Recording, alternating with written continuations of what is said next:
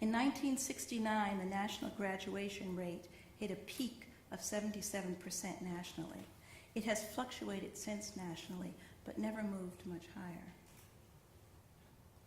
Our rate of imprisonment in the same period has increased by 500%, even as the population has risen less than 40.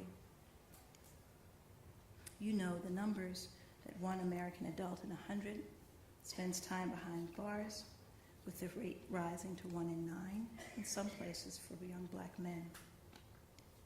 This, too, is a context that affects safety in schools, even as it gives the lie to our explanations as a society for the poverty of spending on education. Even as I strain with other members of the School Reform Commission to fit the needs of our children into a too small, criminally too small budget, I know that we as a society have decided that we will spend $14,000 per child per year on an 18-year-old who has experienced poverty, trauma, loss, violence, hunger. We've made that decision.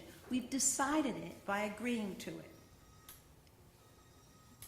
4,000 of that plus something goes into heat and roofing and boilers, with 10,000 left for teachers, aides, librarians, trips, nurses a couple times a week, books, or the god-awful PSSA coaching manuals from which people do indeed teach to prep for the tests, but are not as fun as books and that nobody really enjoys. When he goes out on Saturday night, that $14K a year, 18-year-old, when he goes out at night and he buys marijuana, I can hear his grandmother saying, "Don't do it, don't do it, don't do it." He gets caught in jail.